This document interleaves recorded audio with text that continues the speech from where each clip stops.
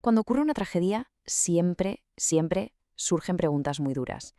Hoy nos vamos a meter de lleno en una respuesta teológica, una que es muy específica y la verdad bastante controvertida. Viene de un texto concreto que intenta dar sentido a los acontecimientos recientes en la historia judía. Es una visión que, bueno, creo que vale la pena analizar con calma, paso a paso. Vale, para poder seguir el hilo de este razonamiento, lo primero es lo primero. Tenemos que entender un término clave, pero no como lo entendemos normalmente, sino exactamente como lo define el propio texto, y esa palabra es holocausto. A ver, esta palabra tiene miga. Su origen es súper antiguo, viene del griego y en un principio no tenía nada que ver con lo que pensamos hoy.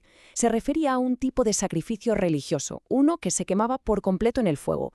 Pero claro, las palabras evolucionan y con el tiempo empezó a usarse para hablar de destrucciones masivas, de matanzas a gran escala, hasta llegar al significado tan potente que tiene hoy.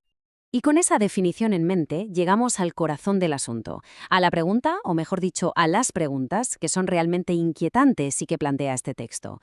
¿Lo permitió Dios? ¿Lo envió? ¿Se le escapó de las manos? Estas preguntas son, literalmente, el motor de todo el argumento que vamos a desgranar. Entonces, ¿cómo se responde a algo así? Bueno, pues la fuente no da una respuesta simple.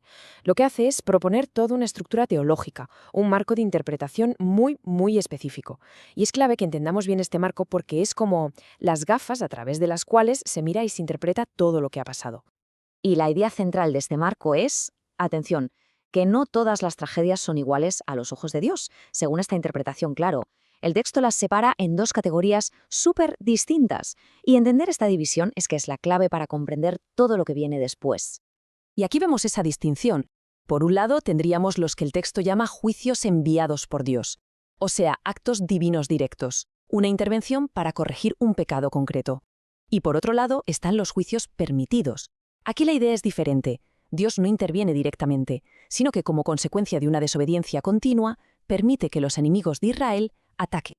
Vale, para que esto no quede en el aire, el texto da ejemplos muy concretos de la primera categoría, la de los juicios enviados. Se va a la Biblia y señala momentos donde se dice explícitamente que Dios intervino. Ejemplos, pues la rebelión de Coré o aquella plaga que vino justo después del censo del rey David. Casos muy directos, según esta lectura.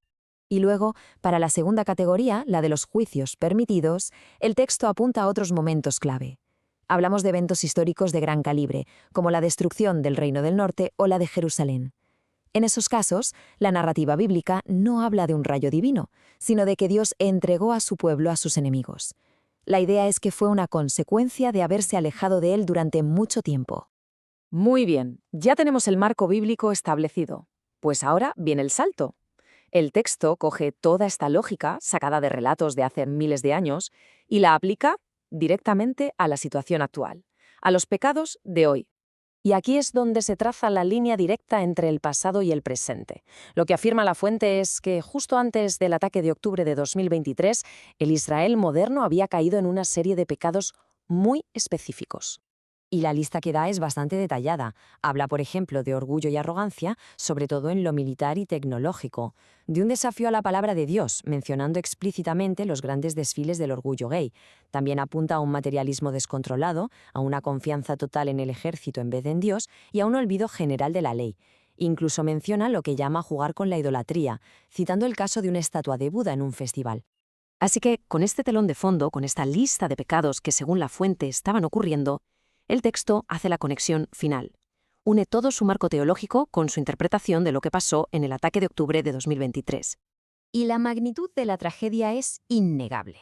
El texto resalta el coste humano, una cifra tremenda, más de 1000 personas muertas, para dejar claro que no estamos hablando de algo menor.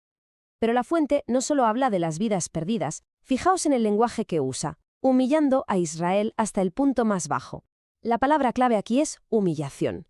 Lo describe como un golpe que va más allá de lo físico, un golpe al orgullo nacional. Y aquí llegamos a la conclusión central del texto.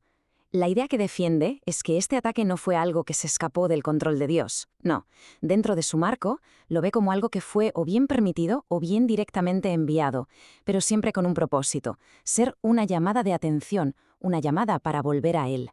Pero, ojo, Justo cuando parece que el argumento está cerrado, el texto hace algo muy importante. Introduce una aclaración que es fundamental para no sacar conclusiones equivocadas. Es de hecho una de las partes más críticas de todo su razonamiento. El propio texto parece anticipar lo que cualquiera podría pensar, y si hace la pregunta del millón. A ver, si aplicamos esta lógica al ataque de octubre, ¿significa que toda tragedia en la historia judía es un castigo de Dios? Y la respuesta que da es un no rotundo, absoluto, categórico. Aquí es donde traza una línea roja muy, muy clara.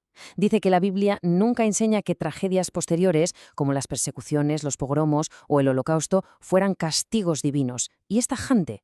Esas atrocidades, dice, fueron pecados humanos. Así que para resumir, la postura final del texto es esta.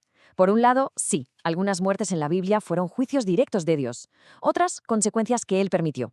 Pero, y este es el gran pero, esto no significa que todas las tragedias de la historia deban leerse de la misma manera. Hay una distinción clave. En definitiva, el punto final, la idea con la que nos deja este texto, es una distinción que es crucial. Una cosa es la corrección divina dentro de la narrativa bíblica, que se interpreta como parte de una relación de pacto, y otra, muy distinta, es la pura maldad de las acciones humanas a lo largo de la historia. Es una separación radical, una idea compleja que sin duda da mucho que pensar.